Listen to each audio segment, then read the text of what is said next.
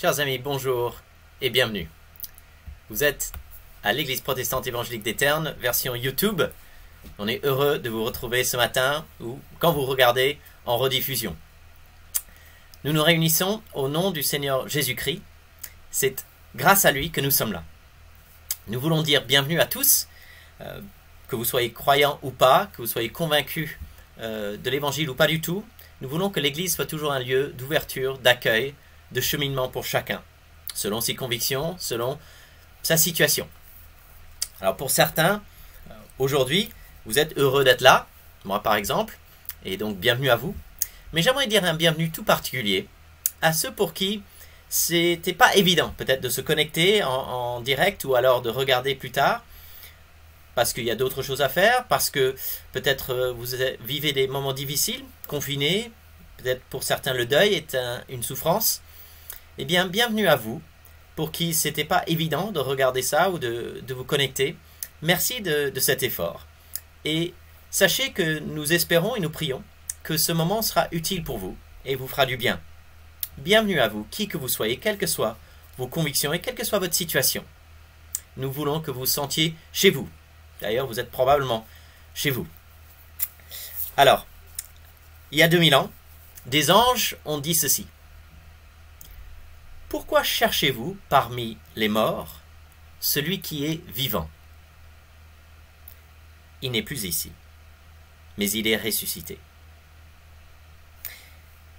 Nous croyons que Jésus-Christ est mort, nous croyons qu'il est ressuscité, qu'il est vivant encore aujourd'hui. Et parce qu'il est vivant, il peut par son esprit nous faire du bien encore aujourd'hui. Il peut par son esprit nous permettre de goûter à la bonté de Dieu. Jésus-Christ est le seul qui peut nous donner une espérance solide, une espérance libératrice, quelles que soient nos circonstances physiques. Le disciple de Jésus, même s'il est confiné ou en prison, comme ça a été le cas pour certains des apôtres, il est un homme libre, une femme libre, parce que Jésus nous a libérés du mal, de la mort et de la crainte. Aujourd'hui, la seule ressource dont nous disposons pour vous faire du bien, pour vous encourager, c'est la parole de Dieu, la Bible. Et nous croyons que dans la puissance de l'Esprit de Jésus-Christ, cette parole, elle est puissante. Ce sont des mots anciens, certains vont apparaître sur l'écran, d'autres seront annoncés, mais ces paroles, ces mots, sont des paroles puissantes. Et aussi faibles qu'elles peuvent apparaître, nous croyons qu'elles peuvent faire un bien fou à tous ceux qui les reçoivent et qui les accueillent avec foi. À Pâques, il est traditionnel de se saluer par une salutation très simple. Donc, vous le voyez à l'écran. Alléluia, Christ est ressuscité. La réponse, il est vraiment ressuscité. Alléluia. Je vous propose de le dire à haute voix si vous en avez la force. Alléluia, Christ est ressuscité. Il est vraiment ressuscité. Alléluia. Notre thème aujourd'hui, c'est que nous devons comprendre, tout être humain doit comprendre, qu'il était nécessaire que Jésus-Christ meure et qu'il ressuscite. Il fallait le faire, il devait le faire. Pour sauver, pour pardonner, pour réconcilier, Jésus devait mourir et ressusciter. Je vais maintenant dire une prière traditionnelle, une prière d'ouverture et d'accueil, une prière où nous demandons à Dieu de travailler nos cœurs pendant ce temps. Prions, si vous le souhaitez, ensemble. Dieu Tout-Puissant, devant qui tout cœur est ouvert, par qui tout désir est connu, de qui aucun secret n'est caché, purifie nos pensées par l'inspiration de ton Saint-Esprit, afin que nous puissions parfaitement t'aimer et dignement célébrer ton saint nom. Par Jésus-Christ notre Seigneur. Amen. Je propose maintenant une lecture. C'est une lecture dans Luc chapitre 23 et je vais commencer au verset 36. C'est un texte que nous avons vu il y a quelques semaines pour ceux qui suivent nos célébrations régulièrement. Sachez que si vous ne connaissez pas ce texte dans l'évangile de Luc, ça se passe au moment où Jésus est en train d'être crucifié, donc il est en train de mourir, cloué à une croix, et les passants se moquent de lui. Et nous prenons la lecture au verset 36.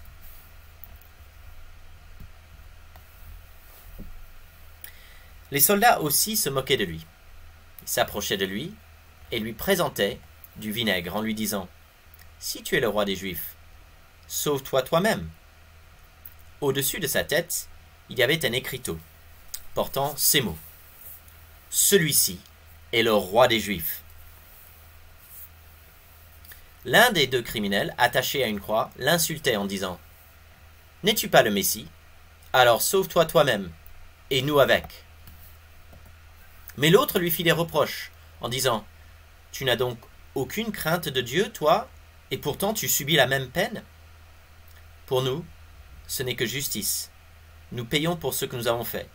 Mais celui-là n'a rien fait de mal. » Puis il ajouta « Jésus, souviens-toi de moi quand tu viendras régner. » Et Jésus lui répondit « Vraiment, je te l'assure, aujourd'hui même, tu seras avec moi dans le paradis. »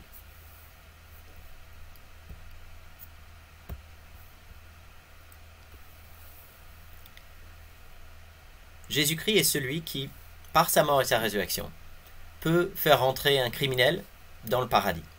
C'était vrai il y a 2000 ans. Nous croyons que c'est encore vrai aujourd'hui. Voici celui en qui nous croyons. Nous allons maintenant louer son nom avec un chant et je vais passer la main à l'équipe musicale pour ce chant.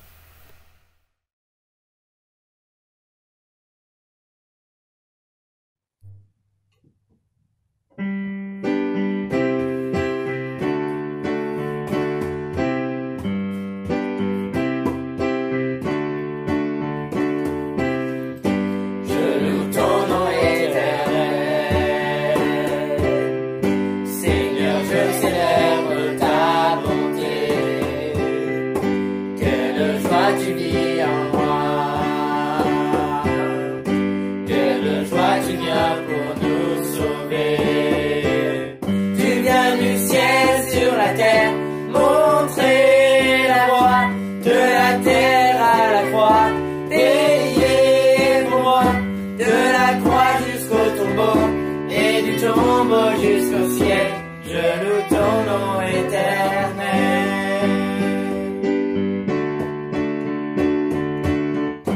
Je loue ton nom éternel.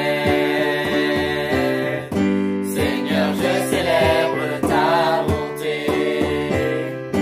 Quelle joie tu vis en moi.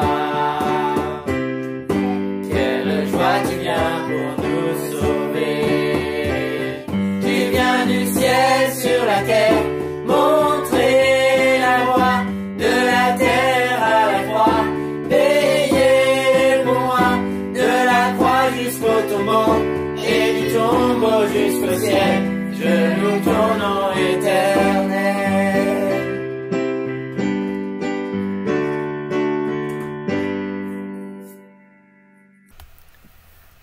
Je loue ton nom éternel. Nous allons maintenant passer à un temps de confession. Il y aura 3 diapos pour cette prière de confession. Je vais les faire défiler et puis nous allons dire ensemble cette prière. Si vous êtes d'accord avec, vous pourrez le dire à haute voix avec moi.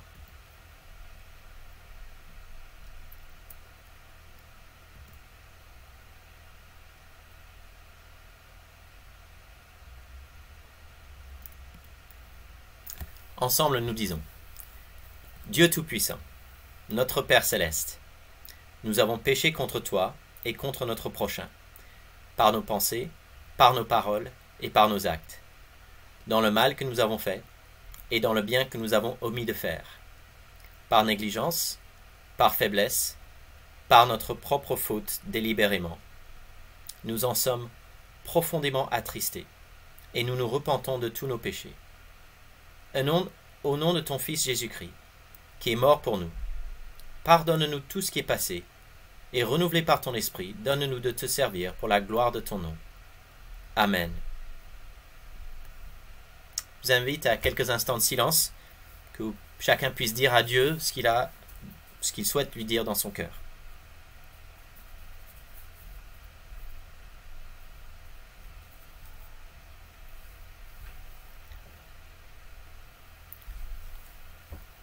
Chers amis, Jésus-Christ est mort et il est ressuscité. Et grâce à cette œuvre extraordinaire, nous pouvons être assurés du pardon. Tous ceux qui font confiance à Christ, tous ceux qui se remettent à lui, peuvent être sûrs que la mort et la résurrection de Jésus suffisent pour leur pardon. Cette mort était nécessaire, sa résurrection devait suivre, et cela accomplit pour nous un pardon éternel.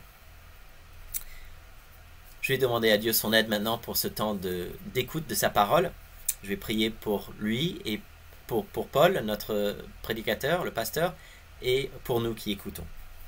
Notre Père céleste, que ta parole soit notre règle de vie, que ton esprit soit notre maître qui nous enseigne, et que le rayonnement de ta gloire soit notre priorité ultime. Amen. Je vais maintenant passer la main à Anne qui fera la lecture. Ça sera suivi de la prédication de Paul, le pasteur Paul Harrison, et puis nous aurons 2 chants qui nous ont été préparés par Marc-Étienne et Nathalie, et la prière d'intercession que Marie-Aude a préparée. Donc je vous revois dans quelques instants. Luc chapitre 24, versets 13 à 27. Le même jour, 2 de ses disciples se rendaient à un village nommé Emmaüs, à une douzaine de kilomètres de Jérusalem.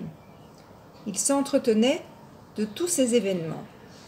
Pendant qu'ils s'échangeaient ainsi leurs propos et leurs réflexions, Jésus lui-même s'approcha d'eux et les accompagna. Mais leurs yeux étaient incapables de le reconnaître. Il leur dit : « De quoi discutez-vous en marchant ?» Ils s'arrêtèrent, l'air attristé. L'un d'eux, nommé Cléopas, lui répondit : « Es-tu le seul parmi ceux qui séjournent à Jérusalem qui ne sache pas ce qui s'y est passé ces jours-ci ? » « Quoi donc ? Leur demanda-t-il. « Ce qui est arrivé à Jésus de Nazareth. C'était un prophète qui agissait et parlait avec puissance, devant Dieu et devant tout le peuple. Nos chefs, des prêtres et nos dirigeants l'ont livré aux Romains pour le faire condamner à mort et clouer sur une croix. Nous avions espéré qu'il était celui qui devait délivrer Israël. Mais hélas, voilà 3 jours que tout cela est arrivé. Il est vrai que quelques femmes de notre groupe nous ont fort étonnés. Elles sont allées au tombeau très tôt ce matin. Mais elles n'ont pas trouvé son corps et sont venues raconter qu'elles ont vu apparaître des anges qui leur ont assuré qu'il est vivant. Là-dessus, quelques-uns de ceux qui étaient avec nous se sont aussi rendus au tombeau. Ils ont bien trouvé les choses telles que les femmes les ont décrites. Mais lui, ils ne l'ont pas vu. Alors Jésus leur dit : « Ah, hommes sans intelligence, vous êtes bien lents à croire tout ce que les prophètes ont annoncé. Le Messie ne devait-il pas souffrir toutes ces choses avant d'entrer dans sa gloire ? Alors, commençant par les livres de Moïse et parcourant tous ceux des prophètes, Jésus leur expliqua ce qui se rapportait à lui dans toutes les Écritures. » Nous lisons dans l'Évangile selon Luc, chapitre 24, les versets 13 à 27. Le même jour, 2 de ses disciples se rendaient à un village nommé Emmaüs, à une douzaine de kilomètres de Jérusalem. Ils s'entretenaient de tous ces événements. Pendant qu'ils échangeaient ainsi leurs propos et leurs réflexions, Jésus lui-même s'approcha d'eux et les accompagna. Mais leurs yeux étaient incapables de le reconnaître. Il leur dit : « De quoi discutez-vous en chemin ? » Ils s'arrêtèrent, l'air attristé. L'un d'eux, nommé Cléopas, lui répondit : « Es-tu le seul parmi nous qui séjourne à Jérusalem qui ne sache pas ce qui s'est passé ces jours-ci ? » « Quoi donc ? Leur demanda-t-il. « Ce qui est arrivé à Jésus de Nazareth, c'était un prophète qui agissait et parlait avec puissance devant Dieu et devant tout le peuple. Nos chefs des prêtres et nos dirigeants l'ont livré aux Romains pour le faire condamner à mort et le clouer à une croix. Nous avions espéré qu'il était celui qui devait délivrer Israël, mais hélas, voilà 3 jours que tout cela est arrivé. Il est vrai que quelques femmes de notre groupe nous ont fort étonnés. Elles sont allées au tombeau très tôt ce matin, mais elles n'ont pas trouvé son corps et sont venues raconter qu'elles ont vu apparaître des anges qui leur ont assuré qu'il est vivant. Là-dessus, quelques-uns de ceux qui étaient avec nous se sont aussi rendus au tombeau. Ils ont bien trouvé les choses telles que les femmes les ont décrites, mais lui, ils ne l'ont pas vu.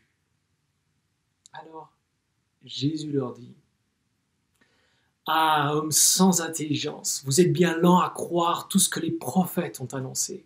Le Messie ne devait-il pas souffrir toutes ces choses avant d'entrer dans sa gloire ? Alors, commençant par les livres de Moïse et parcourant tous ceux des prophètes, Jésus leur expliqua ce qui se rapportait à lui dans toutes les Écritures. » C'est la particularité de Luc de nous relater ce récit, ce petit voyage de Jérusalem vers Emmaüs.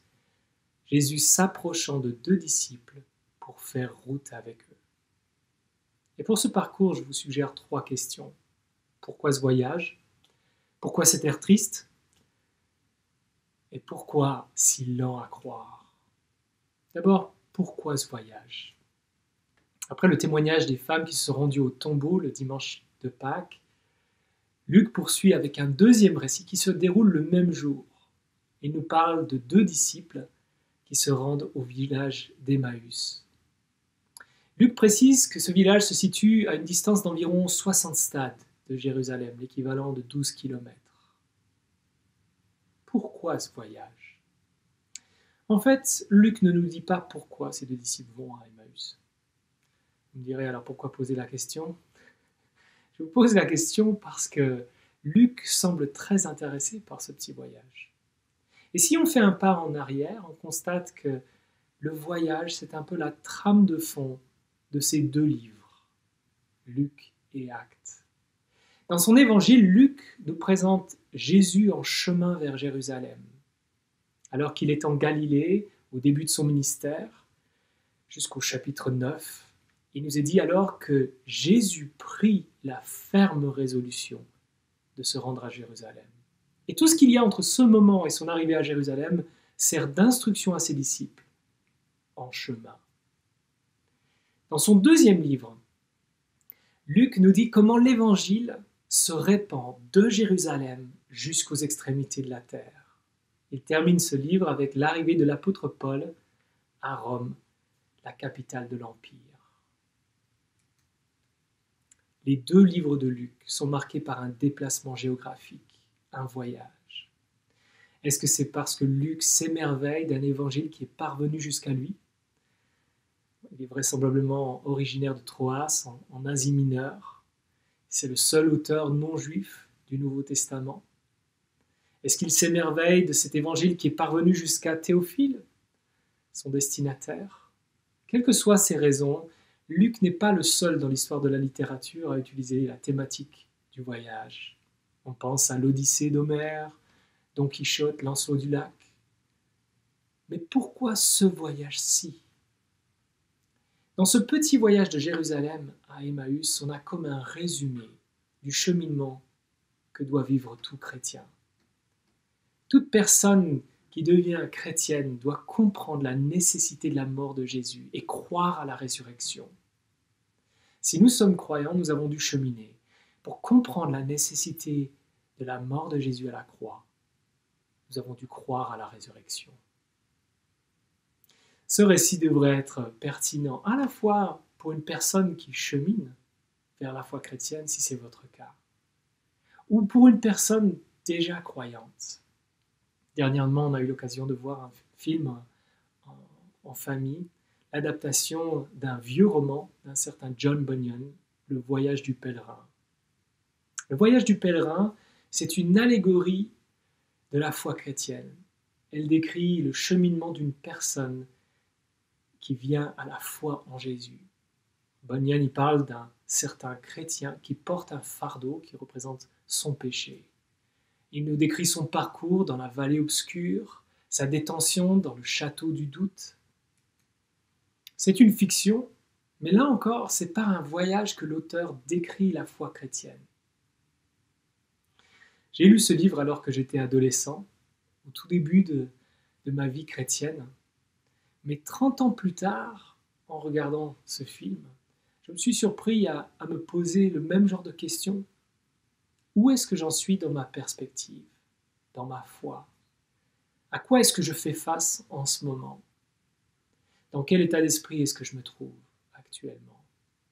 Et c'est exactement ce que nous allons faire avec ce récit. Où en sommes-nous dans notre cheminement? Quelle est notre perspective? À quoi faisons-nous face? Quel est notre état d'esprit? En nous posant ces questions, il nous faudra venir aux questions essentielles que pose ce texte. Jésus devait-il mourir? Est-il ressuscité? Parce qu'au cœur de ce récit, au cœur des échanges, celui dont il parle, celui qu'il rencontre n'est autre que Jésus. C'est sa personne, son éclairage, son œuvre qui sont déterminants. Luc nous donne le contexte de ce cheminement en écrivant que ces deux disciples parlaient de ces événements relatés plus tôt. Verset 15, pendant qu'ils échangeaient ainsi leurs propos et leurs réflexions, Jésus lui-même s'approcha d'eux et les accompagna, mais leurs yeux étaient incapables de le reconnaître. Ce récit comporte plusieurs surprises, mais la première, c'est que Jésus ne se dévoile pas directement à eux. Luc affirme que leurs yeux étaient empêchés de le reconnaître. Il s'agit, semble-t-il, d'un aveuglement dont Dieu est l'auteur, peut-être aussi le reflet d'un aveuglement spirituel. Pourquoi est-ce que Jésus n'intervient pas en disant « Vous parliez de moi? Vous pensiez que j'étais mort? Regardez, je suis bien vivant. » Leur cheminement se fait sans qu'ils soient conscients de la présence de Jésus. C'est un détail qui a son importance pour nous lecteurs. Plusieurs fois, j'ai entendu quelqu'un dire « Si seulement j'avais été là du vivant de Jésus, si seulement j'avais vu ces miracles. » Mais là, 2000 ans plus tard, c'est une autre affaire.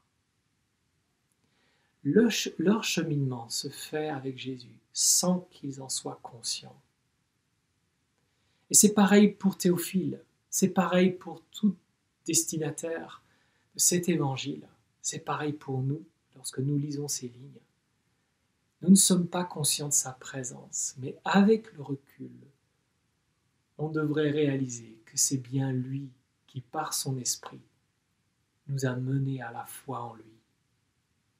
On va maintenant poser la deuxième question.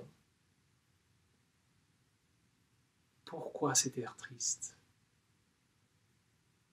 Jésus était donc derrière ses deux disciples et il les a rejoints en marchant. En s'approchant d'eux, il leur pose une question. De quoi parlez-vous en chemin? Il s'arrête, l'air triste,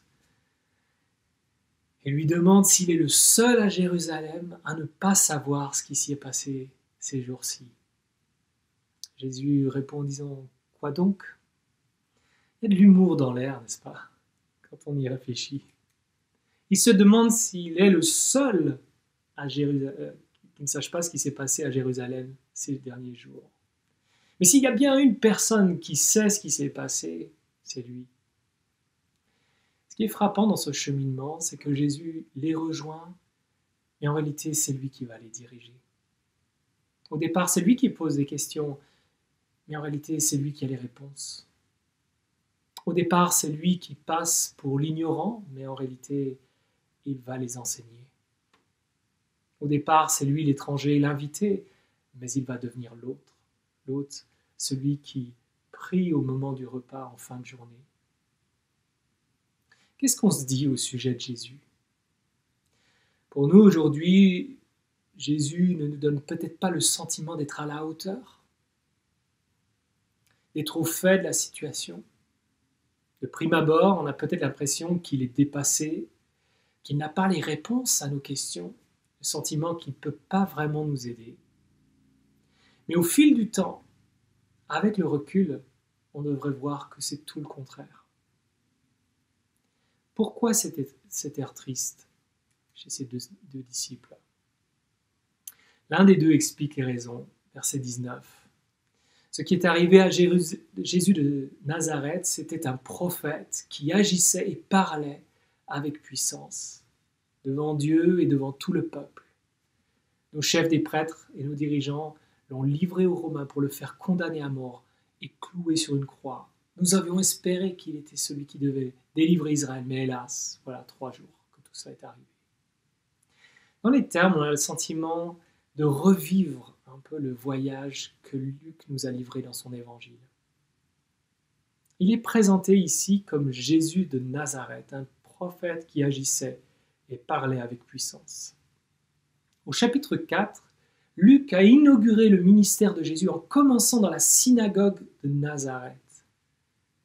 Là, Jésus lit le prophète Ésaïe qui annonce une bonne nouvelle pour les pauvres, une délivrance, la guérison des aveugles, une année de grâce.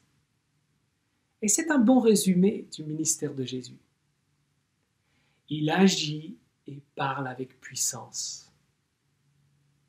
Sur la route d'Emmaüs, les disciples évoquent ensuite un tournant, le complot contre Jésus, sa mort.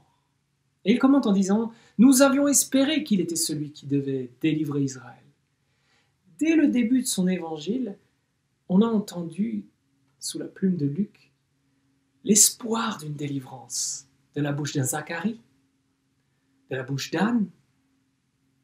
Ici, nous avions espéré qu'il était celui qui devait délivrer Israël. Mais sa mort a étouffé ses espoirs. Ces attentes de délivrance, on se demande naturellement quelle forme elles avaient. À quelle délivrance s'attendait-il? En tout cas, pas une délivrance qui passerait par la mort de Jésus. Compte tenu du contexte géopolitique et de l'arrière-plan de la nation, l'attente avait plutôt la forme d'une délivrance politique, une délivrance de l'occupant romain. On en trouve des traces à la fois dans et en dehors des évangiles. Pourquoi cet air triste? Parce que selon eux, Jésus n'a pas apporté la délivrance espérée. Et c'est l'occasion de se demander si la tristesse qui nous caractérise parfois n'est pas de la même nature. Pourquoi cet air triste? Est-ce que comme eux, nous avions espéré une délivrance, mais de toute évidence? Est-ce qu'on a le sentiment que Jésus n'a pas été à la hauteur des attentes? Peut-être qu'on vit avec une certaine nostalgie du passé, on se souvient d'une époque où Dieu agissait de manière évidente dans notre parcours chrétien. Mais là, c'est différent. On avait espéré, mais ce n'est pas le cas. Est-ce qu'on a le sentiment que le Seigneur n'apporte pas la délivrance attendue? Durant cette crise du coronavirus, le psaume 91 a souvent été cité dans des prières ou sur les réseaux sociaux. Je lis les versets 5 et 6. « Tu ne craindras ni la frayeur de la nuit, ni la flèche qui vole de jour, ni la peste qui marche dans l'obscurité, ni l'épidémie qui frappe en plein midi. » Mais des chrétiens sont morts ces dernières semaines. Est-ce que ça signifie que la délivrance n'est pas venue? Et si ce n'est pas sur le plan de la santé, est-ce que notre attente de délivrance se situe dans un autre domaine? Sur le plan économique, professionnel peut-être? Est-ce que la délivrance que Jésus a apportée ne devrait pas préserver les chrétiens, les églises, de tout défi financier? Lorsque ces épreuves nous atteignent, est-ce que notre marche va aussi marquer un coup d'arrêt, comme ces deux disciples? Est-ce que nous allons nous aussi tout naturellement sombrer dans la tristesse? Nous avions espéré, mais de toute évidence, ce n'est pas celui qu'on attendait. Dans leurs échanges avec Jésus, ils évoquent le rapport des femmes sur le tombeau vide, leur vision d'ange, mais pour le moment, aucune trace de foi en la résurrection. Leur attente a été déçue et elle mène à la question suivante. Pourquoi si lent à croire? Pourquoi si lent à croire? Lorsque j'ai évoqué la thématique du voyage, je ne sais pas si certains ont eu la pensée qui venait, et si Luc faisait un peu comme Homère, un récit mythique, un voyage inventé, une légende.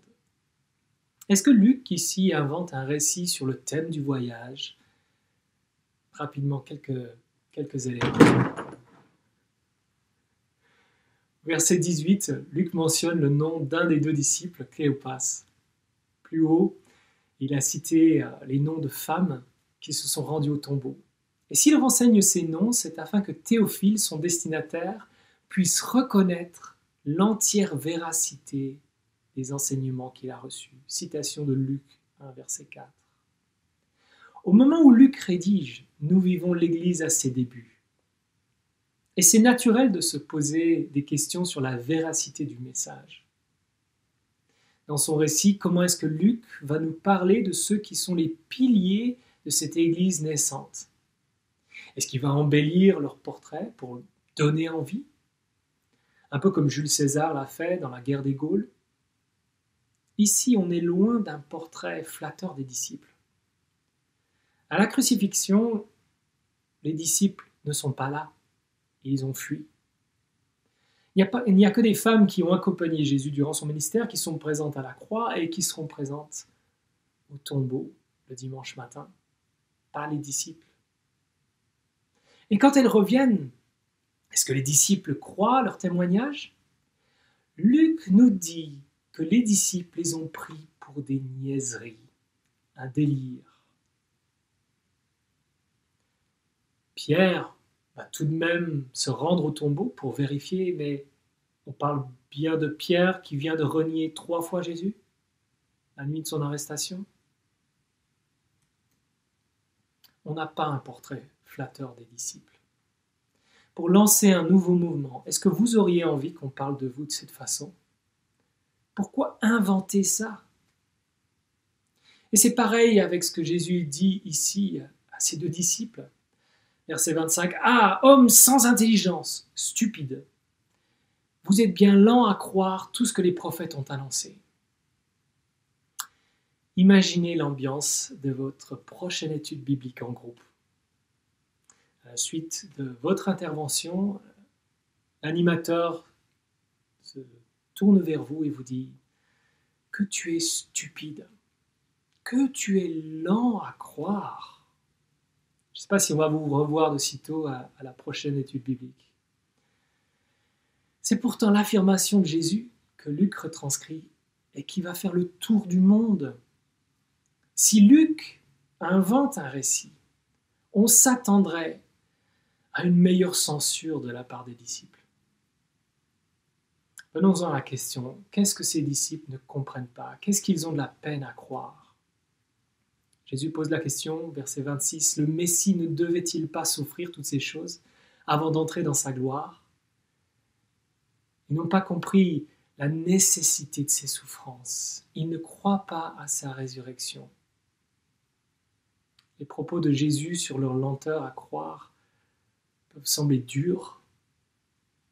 Jésus a pourtant annoncé ces événements à plusieurs reprises à ses disciples. 3 mentions dans l'évangile de Luc. Et qu'est-ce que les femmes au tombeau ont entendu de la part des anges?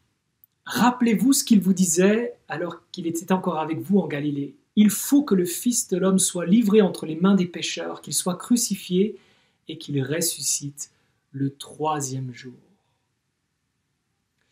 Mais dans la conversation que ces 2 disciples ont avec Jésus, est-ce qu'ils le réalisent en disant « Voilà 3 jours que tout cela est arrivé.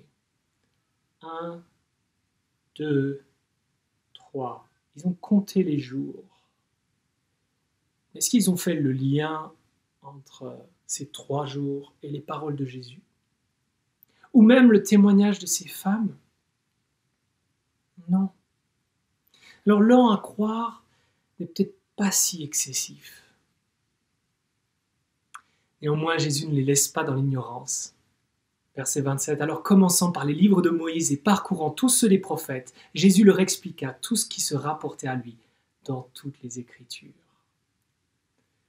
Là encore, Jésus ne saisit pas l'occasion là pour dévoiler son identité. Il se tourne vers les Écritures. Sur la route d'Emmaüs, Jésus est convaincu qu'il est plus important d'entendre les Écritures que de le voir. Sur la route d'Emmaüs, Jésus est convaincu qu'il est plus important d'avoir une étude biblique qu'une révélation bouleversante de sa présence physique avec eux. Et si c'était pareil pour nous? Si on avait davantage besoin de le voir dans les Écritures que d'avoir une révélation bouleversante? C'est le choix que Jésus fait et Luc nous y invite à son tour. Combien de temps pour faire 12 km? On peut estimer à peu près 2 heures, l'équivalent de 4 sermons. Alors, on y va? Je vous l'accorde, ça devait probablement être plus intéressant, plus édifiant avec Jésus. Mais si on essayait d'imaginer quelques éléments que Jésus a pu relever au fil de cet échange sur ses souffrances, sa résurrection dans les Écritures. Il est dit ici que Jésus a commencé par les livres de Moïse. Dans le premier livre de Moïse, chapitre 3, verset 15 de Genèse, il est question de la descendance de la femme qui va écraser la tête du serpent, Satan, et que celui-ci lui mordra le talon. L'annonce est un peu voilée, mais c'est par Satan que les premiers humains ont été tentés et se sont détournés de Dieu. C'est contre Satan que Jésus va remporter une victoire. Satan représente l'accusateur, Jésus se présentera comme le défenseur. Dans l'évangile de Luc, il est dit de Satan qu'il entra en Juda pour trahir Jésus et le faire mourir. Mais Luc affirme aussi que tout ce qui arrive à Jésus est le projet de Dieu en vue de notre pardon.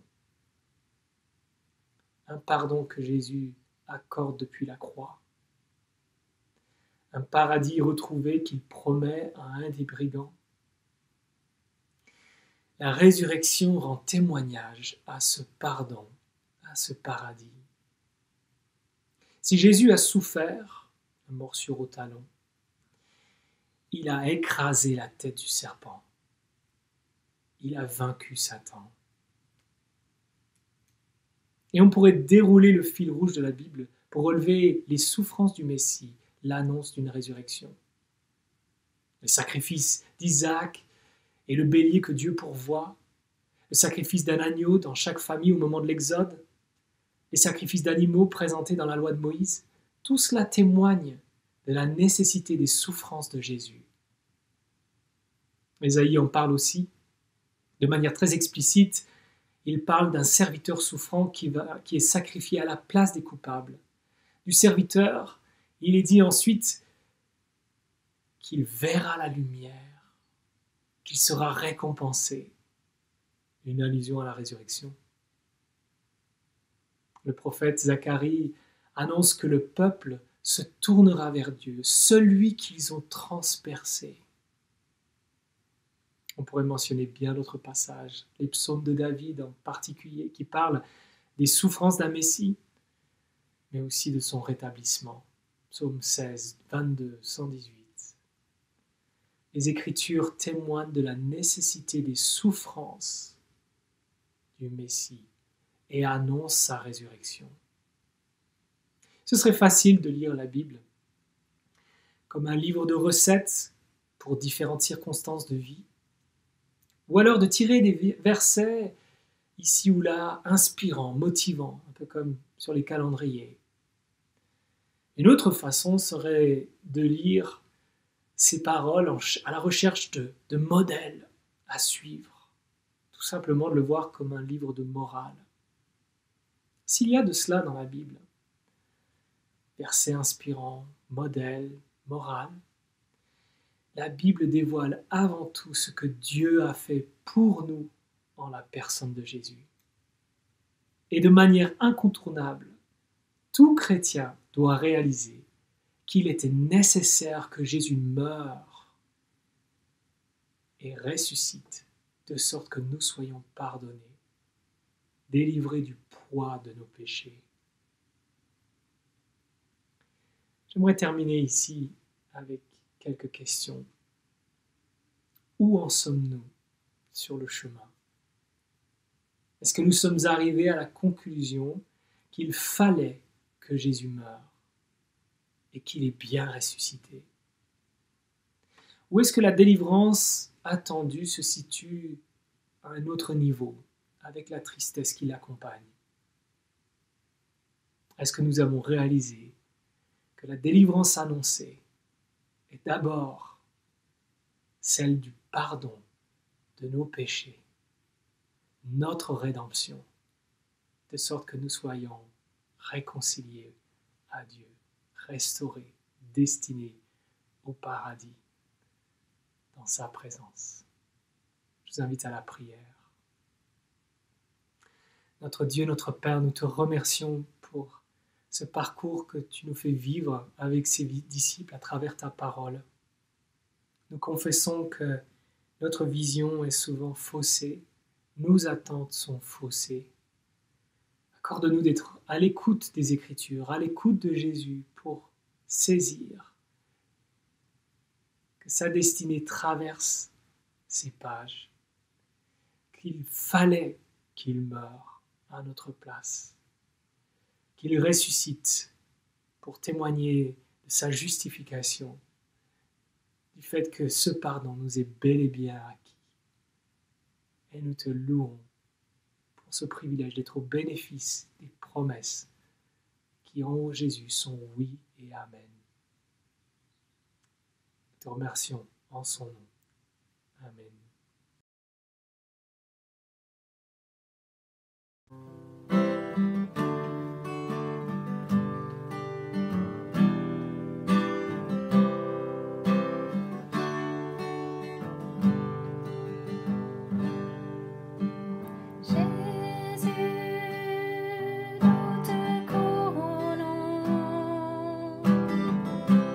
Nous te proclamons roi.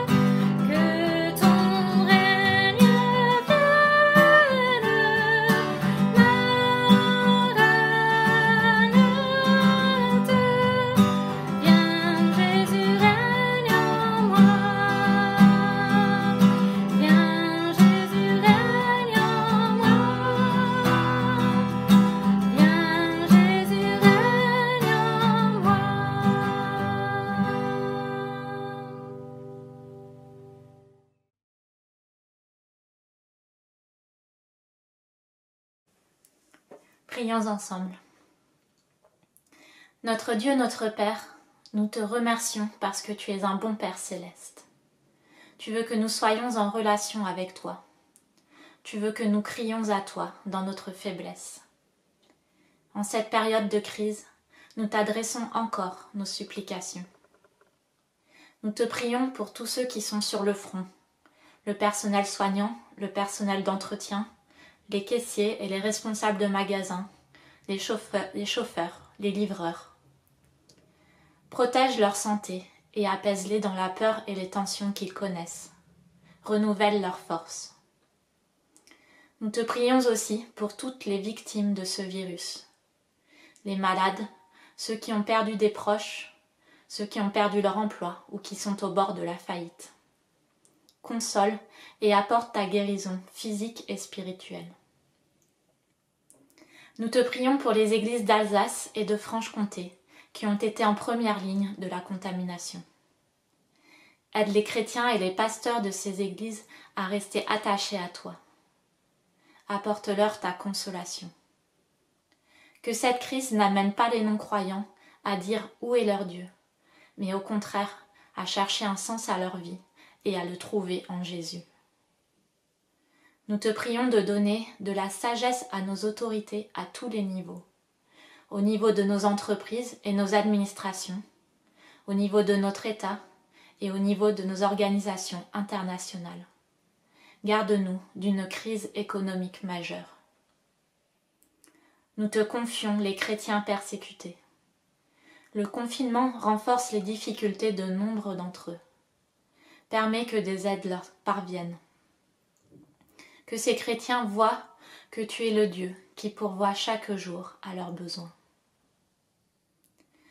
Nous te prions pour la mission évangélique parmi les sans-logis que nous soutenons. Pourvois à des bénévoles qui assurent la distribution des repas chaque jour. Préserve leur santé. Pourvois également à suffisamment de nourriture pour ceux qui en demandent. Nous te prions pour ceux de notre Église qui sont peut-être en proie au doute en ce moment. Ceux qui se demandent pourquoi des chrétiens sont morts ces dernières semaines. Pourquoi Jésus n'apporte-t-il pas la délivrance que j'avais demandée? Rassure-les dans ta bonté et aide-les à persévérer dans la foi. Aide-nous à cheminer avec toi pendant ce temps de confinement. Pour ceux d'entre nous qui sont moins occupés qu'avant, aide-nous à prendre le temps de creuser les Écritures qui nous parlent de ton projet de salut pour le monde. Pour ceux d'entre nous dont le quotidien est devenu difficile à gérer, aide-nous à trouver un peu de temps pour le passer avec toi. Nous te remercions parce que notre situation ne t'échappe pas. Nous te remercions parce que tu es patient face à nos incompréhensions, comme Jésus s'est montré patient face aux disciples qui se rendaient à Emmaüs. Nous te remercions parce que tu ne nous laisses pas dans l'ignorance, grâce à ta parole, la Bible, et grâce à ton Saint-Esprit. Sois à nos côtés encore cette semaine. Que toute la gloire te revienne. Amen. Merci à Marie-Aude. Nous allons continuer maintenant avec la prière que Jésus a enseignée à ses disciples, la prière qu'on appelle le Notre Père. Si vous êtes d'accord, si cela correspond à une réalité pour votre cœur, je vous invite à la dire à haute voix avec nous. Ensemble, nous prions. Notre Père qui es aux cieux, que ton nom soit sanctifié, que ton règne vienne, que ta volonté soit faite sur la terre comme au ciel.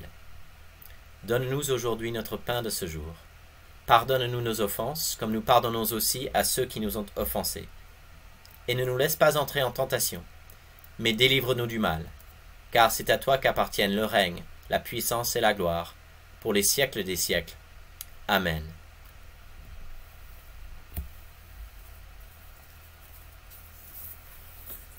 Dans quelques instants, ceux qui le peuvent, on va se retrouver par Zoom pour discuter. Pour l'un ou l'autre, peut-être que vous n'avez pas reçu le lien Zoom et vous aimeriez le recevoir, vous pouvez m'envoyer un mail, edouard@tern.fr, comme ça on pourra garder le contact. Il n'y aura pas de rencontre prévue cette semaine, et on se retrouve par YouTube la semaine prochaine, dimanche prochain. Et j'aimerais terminer avec une bénédiction avant que nous chantions ensemble Quand les montagnes. Donc je vais dire la bénédiction et puis on va terminer la célébration ensemble par ce chant Quand les montagnes s'éloigneraient. Donc écoutez bien. Dans le livre de Nombres dans la Bible, nous lisons ceci. Que l'Éternel vous bénisse et vous protège. Que l'Éternel vous regarde avec bonté. Que l'Éternel vous fasse grâce. Que l'Éternel veille sur vous et vous accorde la paix. Au nom du Père, du Fils et du Saint-Esprit. Amen. Bon dimanche à tous et chantons ensemble avec joie. Quand les montagnes.